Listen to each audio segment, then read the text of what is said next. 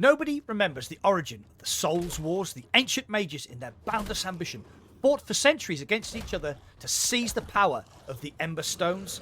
These stones, older than time itself, were channelers of great powers and capable of controlling the elements, but in exchange they required souls, a very high price that the wizards were more than willing to pay. A hero rose and defeated the mages, ushering in a century of peace and prosperity, but it was not to last. The 4 Ember Stones, wind, water, fire and earth, are under threat again, and thus begins the story of Ember Souls.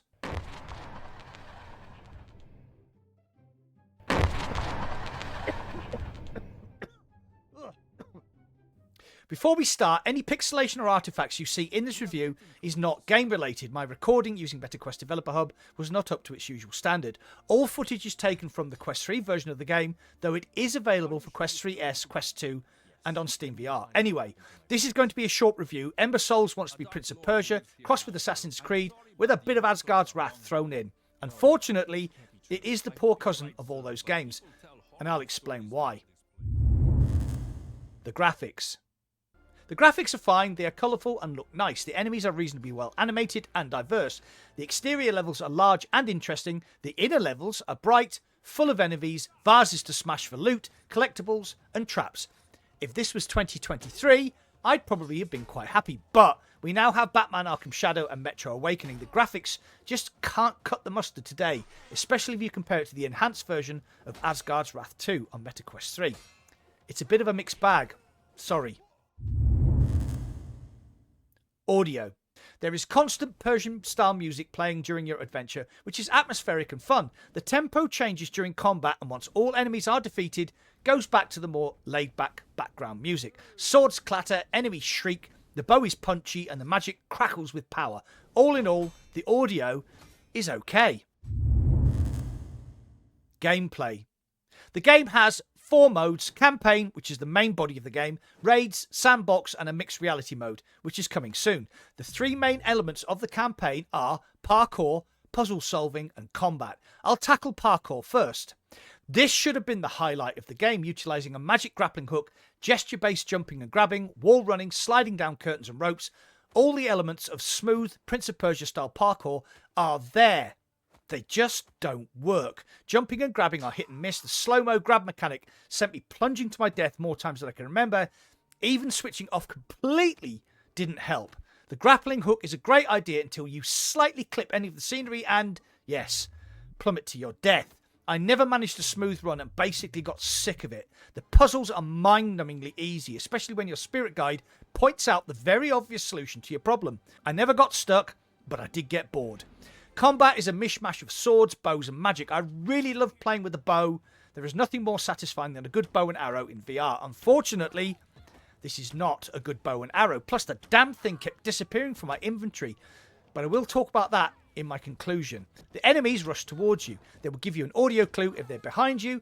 Some stay at distance and pepper you with arrows or magic blasts. To combat this, you have various magic skills of your own, like a force push and later a freeze mechanic. During some of the more hectic fights, the force push just didn't work. You would expect a grand gesture, palm out with a solid push. No, it's more like a Tyrannosaurus with a sore elbow, and it was very inconsistent, sometimes blasting off into the distance at a weird angle, or just not working at all. There is an upgrade tree, plus a weapons board where you can purchase items. You gain XP by killing enemies, gaining skill points and using those to upgrade health, stamina, etc. Pretty standard fare, but there is another problem here, which I will again talk about in my conclusion. Before I get to my conclusion, please hit the like button. The algorithm loves the likes. And also please consider subscribing and joining my channel membership. Thanks.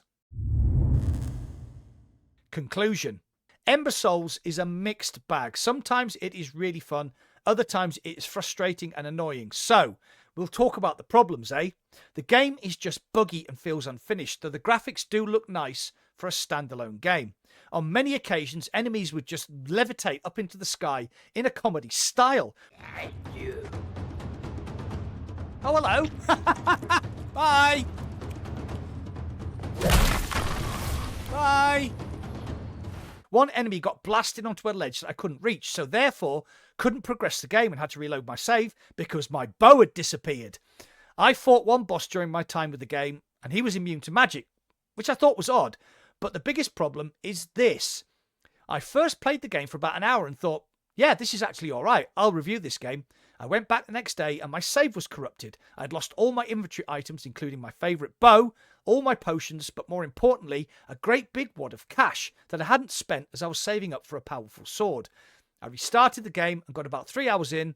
Same thing happened. I got to a courtyard fight scene with multiple enemies and got killed. When I reloaded, all my inventory items had disappeared, including the bow.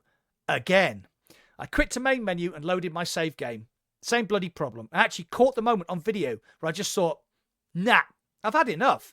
Nah, I'm done. I'm done.